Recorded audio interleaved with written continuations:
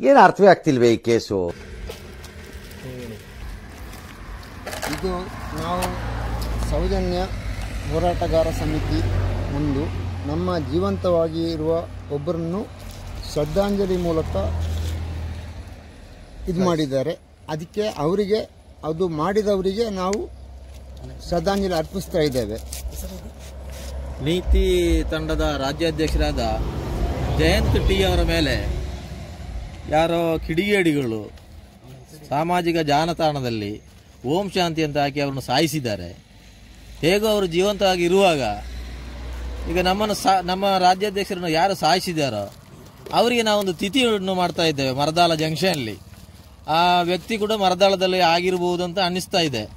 ಏನಾದರೂ ಆಗಲಿ ಬದುಕಿರುವ ಒಬ್ಬ ಮನುಷ್ಯನಿಗೆ, ಒಂದು ಹೋರಾಟಗಾರನಿಗೆ ಈ ರೀತಿ ಜಾಲತಾಣಗಳಲ್ಲಿ ನೀವು ಅವಹೇಳನ ಮಾಡೋದು, ತಿಥಿ ಮಾಡ್ತಾ ಇರೋದು ತುಂಬಾ ಖೇದಕರ ವಿಷಯ. ಇದು ಎಲ್ಲರಿಗೂ ಅಸಮಾಧಾನವನ್ನು ತಂದೊಡ್ಡಿದೆ. ಆದ ಕಾರಣ ನಾವು ಇಂಥ ಒಂದು ಕೃತ್ಯ ಮಾಡಬೇಕಾಗಿ ಬಂತು.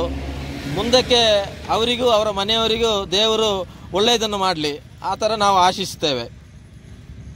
ಇನ್ನು ಮುಂದೆ ಈ ಥರ ಒಂದು ಕೃತ್ಯ ಆಗಬಾರ್ದು. ಇಲ್ಲಿ ನಮ್ಮ ಆದಷ್ಟು ಬೇಗ ಬಂದು ತಿಂದು ಹೋಗಬೇಕಿದ್ದಾನೆ ಎಲ್ಲಿದ್ದರು. ಮಾತ್ರ ಅವನಿಗೆ ಮಟನ್ ಕಡ್ದಂಗೆ ಕಡಿಯೋದು.